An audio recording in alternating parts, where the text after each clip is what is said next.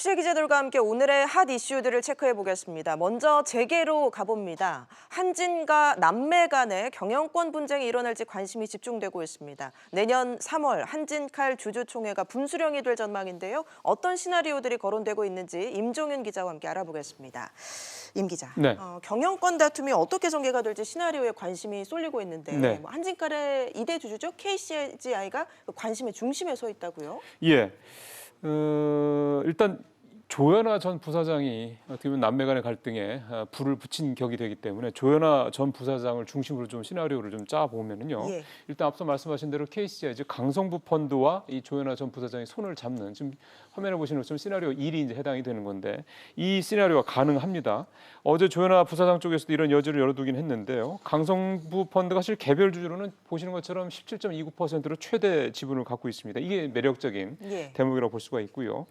그 다음 시나리오가 좀 시나리오 2에 지금 보시는 것처럼 조현아 전 부사장과 모친인 이명희 정석격 고문, 그 다음에 세 번째로 이 조현민 동생이죠. 한진칼 전무, 이 세 사람이 손을 잡는 시나리오도 일단 좀 부상을 하고 있습니다. 조원태 회장을 제외한 나머지 가족들이 손을 잡고 이를테면 조 회장을 밀어낸 다음에 이제 경영권을 장악한다, 뭐 예를 들어 이런 시나리오가 되겠습니다. 근데 어떤 시나리오든 간에 이른바 남매의 난이 현실화된다는 점에서 한진칼을 비롯한 한진그룹 계열사들의 주가에 상당히 좀 변동이 예상이 되는데요. 실제로 지난 20일에 38,000원대 거래되니까 이 남매의 난 얘기가 나오기 전 얘기입니다. 그때 거래되던 한진칼의 주가가 오늘 장중 한때 5만 원을 넘기도 했습니다. 물론 좀 더 떨어진 상태에서 마감이 되긴 했는데 어쨌든 이렇게 주가가 상당히 좀 변동성을 보이고 있습니다. 예. 그런데요, 임 기자, 이 KC제와 조현아 전 부사장의 합종 연행 가능성이 높습니까? 일단 그거는 좀 따져봐야 될 것 같습니다. 말씀하신 대로 두 쪽에서 이제 양쪽이 손을 잡게 되면 지분율이 제일 높아지는 건 사실입니다.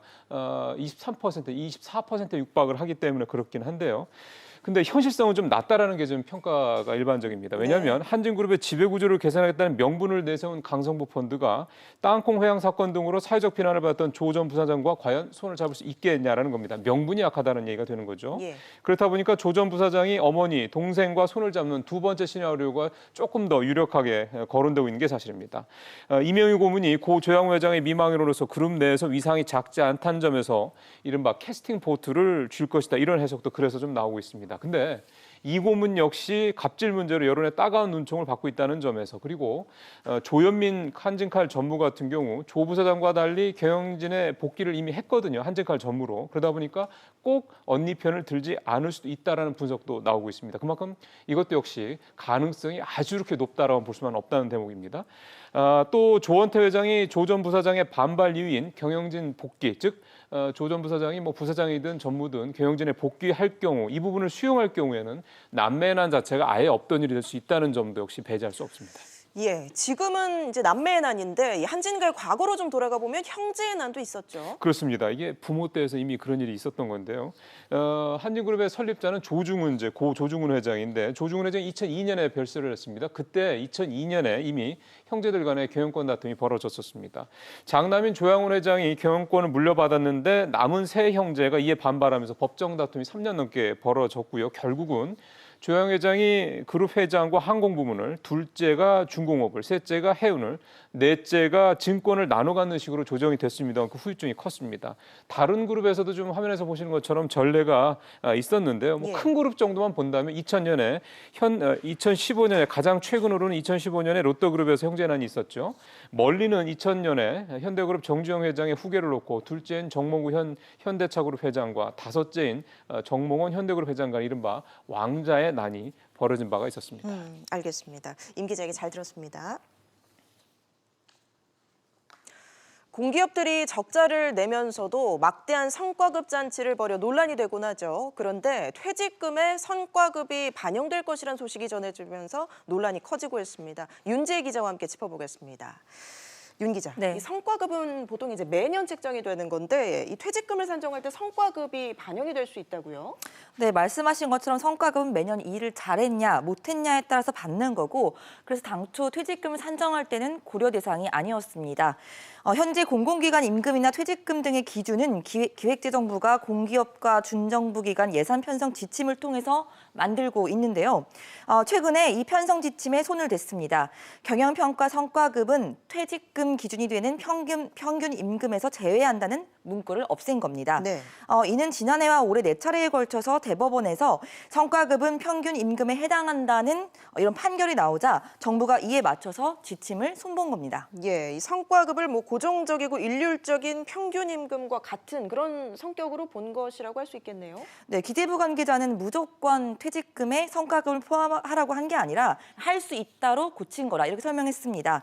사측이 그동안 지급한 성과급이 고정적이고 일률적이지 않다고 보면은 안 줄 수도 있다는 뜻입니다. 한마디로 사측 판단이라는 거죠. 그런데 공기업 노조의 입김이 꽤 셉니다. 공기업이 자율적으로 결정할 수 있도록 한다 하더라도 노조 입김이 센 공공기업 특성상 퇴직금의 성과급을 반영하는 곳이 늘어날 것이다. 이런 전망이 우세합니다.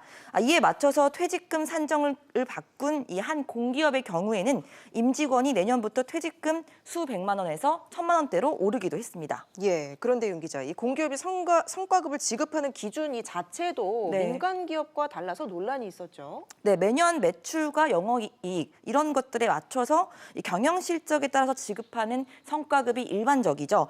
하지만 공기업은 이 성과급을 지급할 때 사회적 책임과 상생 협력 등과 같은 다소 모호한 기준을 반영하고 있습니다.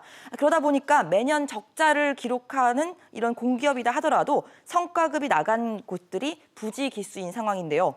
기재부는 현재 129개 공공기관 경영평가를 하고 있는데 S에서 2등급까지 6개 등급으로 나눠져 있습니다. 그런데 이 중 C등급 이상만 받으면 임직원에게 성과급이 지급되고 있습니다. 네. 올해 7월 D등급 이하를 받아서 성과급을 못 챙겨간 곳은 전체 13%에 불과했습니다. 공공기관들의 실적은 얼마나 안 좋습니까? 네, A등급을 받은 국민건강보험공단의 경우 지난해 3조 9천억 원의 대규모 손실을 기록했습니다.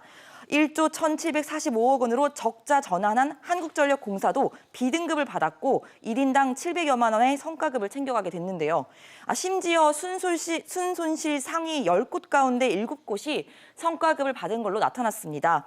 여기에 인건비까지 앞으로 비용으로 더 추가적으로 발생을 하게 되면 가뜩이나 경영 실적이 나빠지는 공기업들의 재정 건전성까지 더 악화될 수 있다. 이런 우려가 나오고 있습니다. 예, 알겠습니다. 윤 기자 얘기 잘 들었습니다.